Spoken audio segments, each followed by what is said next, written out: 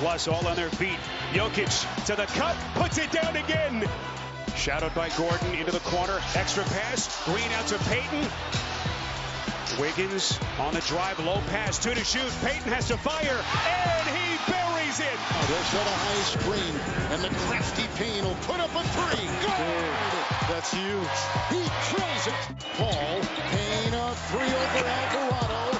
Rebound fought for by Paul. Picked up by Jones. Throws it against the bodies. It's picked up by Payne. Inside Bridges.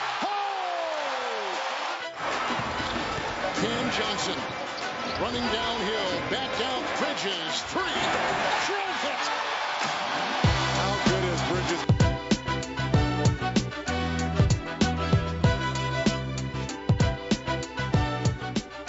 And welcome to Interesting to See, your daily sports podcast, news, narratives, takes, gambling, etc. Thanks so much for hanging out with me. Oh man, the Suns with a mid-fourth quarter run right there. They beat the NOPS, New Orleans Pelicans. They lead that series 3-2. We said the key is going to be, can they win at home? And now they've got 2 chances to finish off the Pelicans. We'll talk about the NBA playoffs today, of course. I have my mock draft. You also heard the Golden State Warriors with their late third, early fourth runs and whatnot. Warriors win. They finish off the Nuggets. Nikola Jokic, the best regular season player in the world, no doubt about it. Joel Embiid and his Philadelphia 76ers will have a chance for the 3rd time to close out their series against the Toronto Raptors, and I'm sure they're freaking out. They're on the road tonight, 7 p.m. Eastern Standard Time against Toronto. I'm sure no one's panicking in Philly except for everyone. And conveniently for the city of Philadelphia, NBA history, which could be made tonight in a couple days if they play Game 7. No team has ever come back from down 3-0 in the NBA. If history is made, people will be caring about the draft, which is indeed convenient. We had a benches clearing brawl. Not much to report in the NBA. I guess I should just wrap it up by saying the Bucks moved on. I mean, you have Google. You can figure it out. The Bulls were technically in the playoffs. They had a great run in November and December, and then January, and then remember we were talking about it in February, why are the Bulls considered such trash? They're first place. Well, they're just not very good at basketball. 3 games tonight. Wow, a lot of games tonight. 3 games tonight. The series are wrapping up. We got Sixers, Raptors, Suns, Pelicans, Mavs, Jazz. All of those games are, this is Game 6 for all of those. That means, by definition, it has to be 3-2. Had a benches clearing brawl yesterday in professional baseball. Let's watch it and just see what happens. And it's up and in, and you had to know that was coming. Apparently something had led to this. Now watch, they're just yelling at each other. They're yelling at each other. Now he says, come get me. And here we go. You knew something was going to happen, and here it is. Both benches empty, and they are really going at it now. This has been brewing for the last couple of days. And after J.D. Davis... All right, that wasn't as cool as I wanted it to be. But there was a brawl. People are excited. The Mets and the Cardinals. Anytime something happens during the day, there was this thing from a person in the crowd. Watch this guy. This is from Barstool Sportsbook, has posted on the internet.com. Watch this guy clear the benches. Shush. Shush, shush. Thank you. Watch this guy. Instead of going out of the bullpen door, he just hops over the fence. Mother, I'm going. God. What a ninja warrior. Parkour. Pretty sure St. Louis won the game. I don't know. There are a million of them. Doesn't matter. There's drama in Los Angeles. This is from The Score, which is a Canadian company that is in cahoots with Barstool Sportsbook. According to The Score, the Lakers front office is reportedly pointing fingers at LeBron and AD, that's Anthony Davis, for trading Russell Westbrook. Well, you think GMs make trades. LeBron's GM. The Lakers front office is internally placing blame on LeBron James and Anthony Davis for the trade to acquire Russell Westbrook. Well, it was their fault. They did it. That was stupid. They just wanted as many good ballers on their team as possible. Russell Westbrook sucks at basketball now. He's just getting old. Tried too hard. His body's wearing down. He sucks. He's not good anymore. And as a result, they suck. Want to give a big shout to Laramie Tunsil. If you remember draft night in 2017, from the 2016 season, Laramie Tunsil had this infamous bong image pop up. Wait, where'd it go? Let's find it. There it is. There's the bong mask. On the night of the draft, it was leaked that Laramie Tunsil had made a gas mask where he put a bong in the mouth hole so that he could smoke some grass. And he dropped from the presumably 3rd or 4th overall pick to the 16th, 13th overall pick, somewhere in there, to the Dolphins where he was traded. He's now like the richest left tackle ever by like a lot. He negotiated his own contract and he made an ass ton of money. Now, this is his tweet thread. For the past 6 years, I've been asked about this moment. The gas mask. I spent 6 years trying to do rather than say on the field and off the field. Fall 2021, I spoke with Complex for the first time about this moment. And today, the day before draft day, I'm officially moving on and putting this moment in the past. I'm minting a 1-of-1 NFT of the infamous gas mask video to be listed. A portion of the proceeds will benefit Last Prisoner PRJ, which supports those incarcerated for cannabis offenses. I'm looking forward to and excited for the future, and I'm grateful, etc., etc. Oh, I could tweet my reply. Maybe I should. That's a good segue. Let's go to the NFL draft. Dun, dun, dun, dun, dun, dun, dun, dun. I don't know which coverage I'm going to watch. There are 2 coverages. There's the NFL Network coverage, which is the football nerd coverage, and then there's the ESPN coverage, which is the, whatever coverage. It's ESPN. You never know what you're going to get. You can get Todd from Mel Kiper. Here's my mock draft. I want Detroit to take Matt Corral.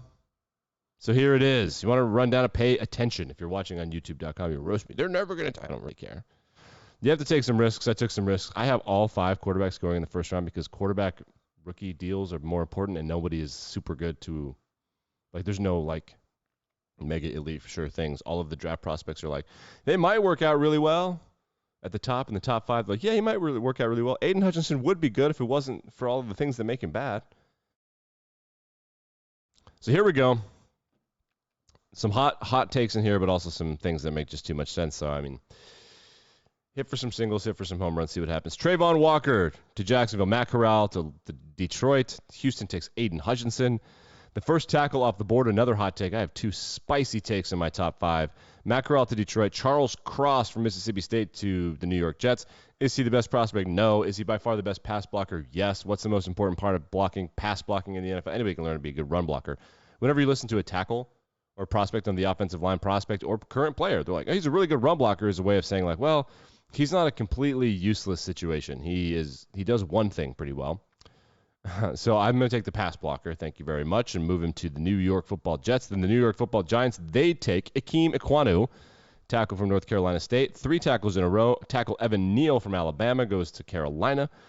Safety Kyle Hamilton goes to the New York Giants. This is all chalky. Derek Stingley Jr. If he goes to Atlanta at number 8, everyone will be like, oh, yeah, that actually makes sense. I don't know why we haven't been thinking about that. Number 9, Kayvon Thibodeau. Makes sense. Silicon Valley, Amazon, I don't know. West Coast, I don't think Pete Carroll will care about his on-the-field, out-the-field stuff. He lets dudes beat themselves. Jamison Williams, the speedster, and I think the best wide receiver in the draft to the Jets. Desmond Ridder, quarterback to the Washington football team. Or the Commanders. I forget about that. The Commanders. Quarterback Malik Willis, back-to-back QBs. Malik Willis is going to go to the Vikings. Jordan Davis to the Houston Texans. Makes too much sense. Inside linebacker Devin Lloyd to the Baltimore Ravens. Ahmad Sauce Gardner to the Philadelphia Eagles. Drake London to the Nowland Saints. Nakobe Dean, linebacker from Georgia, to the Chargers. That's a hot take. Devontae Wyatt to the Eagles. I love that landing spot for him. He does have off-the-field stuff. I think it's domestic or sexual. It's not good. Zion Johnson, the guard, to the Saints. Might as well build up the offensive line. Sam Howell, QB number 4 off the board to Pittsburgh. George Karlaftis, he goes straight. He doesn't have a ton of moves. Like Matt Patricia and Bill Belichick they must be in love. Garrett Wilson, the smooth running, he's an elite wide receiver for Ohio State. Ohio State receivers go back-to-back. We've got Garrett Wilson to Green Bay. Chris Olave to Arizona. Oh, my God, there's 8 picks left. I already don't care about my mock draft. Son of a bitch. Traylon Burks, the wide receiver to Dallas. Tyler Linderbaum, the center from Iowa, goes to Buffalo. Quay Walker to Tennessee. Titans fans, we're not taking a linebacker. Nobody's more wrong about their team as a fan base than the Titans. We're not taking a linebacker. We're not trading A.J. Brown. Like, well, we'll see. Quay Walker goes to Tennessee. Andrew Booth Jr., the cornerback from Clemson, goes to Tampa Bay. Travis Jones, interior defensive lineman from UConn. How did someone let him go to UConn? What the fuck? Lewis Seen, the safety from Georgia, goes to Kansas City. Kansas City, who picks 30th, takes Sky Moore at wide receiver. Trent McDuffie, the cornerback from Washington, goes to the Cincinnati Bengals. And George Pickens, the wide receiver from Georgia, goes to your Detroit Lions. And that's it. God, what a waste of time mock drafts are. People have to do this every week. Like, this content is stupid. This is so dumb, but I'm kind of done with mock drafts. Who'd you take? Well, I took this guy. Who gives a shit? I'm starting to be on board with like Mike Florio and other hot takers that are like, why do we do this? I'm starting to get, why the fuck do we do this? This is completely preposterousness. Your Dallas Stars are headed to the NHL playoffs. Let's take a look at this before we go into gambling for the draft. We'll finish up with some gambling. Look at that. So the Dallas Stars needed the tie or the win. They needed a point to go to the playoffs, which is pretty crazy. 1 or 2 more games for each team left in the NHL regular season. Playoffs start on May 3rd, which if my math serves me, which it does not. That's like next something. Today? Next Tuesday, maybe? Somewhere in there. Let's go to NFL draft gambling. I'm going to have to make some phone calls this morning to make some wagers, perhaps. The first overall pick is going to be Trayvon Walker, according to this. I'm betting on it being Kayvon Thibodeau. I did not mock Kayvon Thibodeau first overall. Wait, did I? No, I would have liked to. I like him first overall. The reports are pretty consistent that it's Trayvon Walker versus Aiden Hutchinson. When you're the Jags, the only reason that you would do tomfoolery here is if you were trying to entice someone to trade up. No one wants to trade up. These guys all suck. Like, they're all like, yeah, maybe they'll be good. Like, every single one of them is a maybe they'll be good, which means that there's no sure thing. Nobody wants anybody. It doesn't matter. Because you can get someone that's basically the same player, same only different, at every single position. The only positions with any real separation are defensive tackle, that nobody cares about, safety, which only some people care about, and center, which only about a third of teams care about. So there's no separation. That's the story at the top of the draft. Kayvon Thibodeau, however, is plus 3,000 to go first overall. I don't hate that. Everyone says it's going to be Walker. That seems like that seems like a shut deal.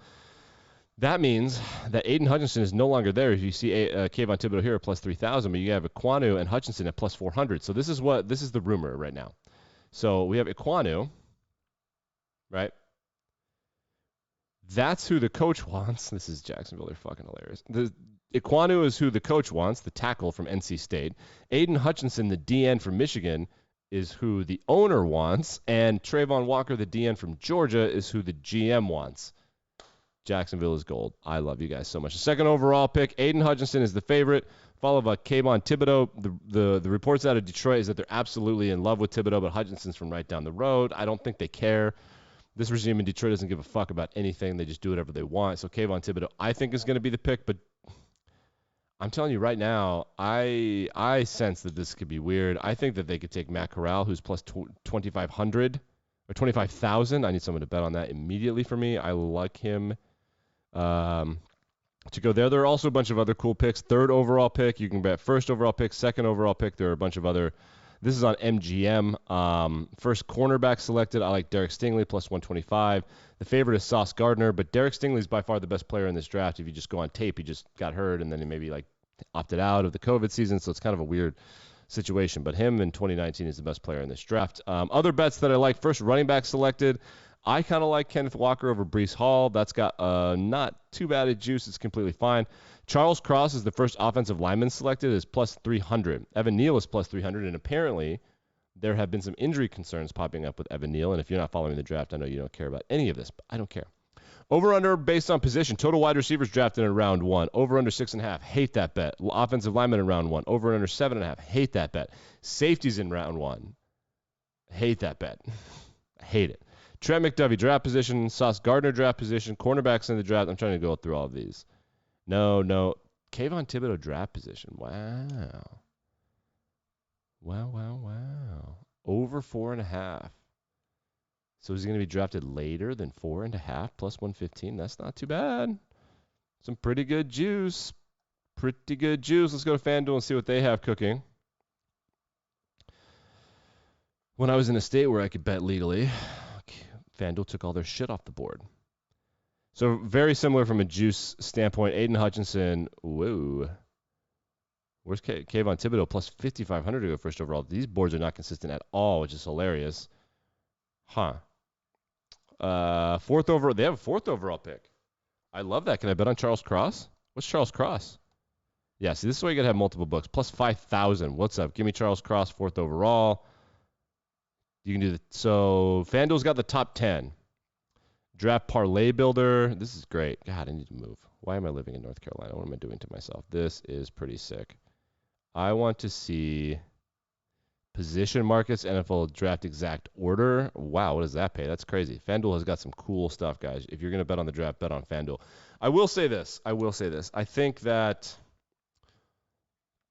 I kind of think there are going to be a lot of trades. I didn't do any trades in my mock draft. My guess is just that we see all of these nerds and content losers posting a lot of content about this. And for me, that means that they all think that their grades are important or whatever. But for teams, because so many of these prospects are so different, like Aiden Hutchinson is completely different than Kayvon Thibodeau, is different than George Karlaftis. All the quarterbacks are different, even though their overall aggregate grade, whatever that means, is the same.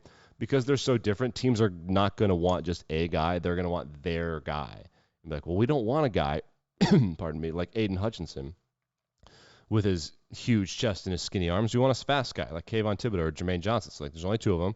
So if you want to get one, you got to go up. So I think that there are going to be a lot of trades. Like Matt Corral, Desmond Ridder, and Malik Willis are all about the same quarterback prospect, according to the nerds who grade them, but they're way different. And I think that's going to result in a lot of trades. Regardless, we will be back and better than ever tomorrow morning to discuss what I'm sure will be an epic Sixers collapse and the NFL trade deadline. The NFL draft. God, I'm already sick of the fucking draft. Jesus, gotta get out of here on this. Back and better than ever tomorrow morning.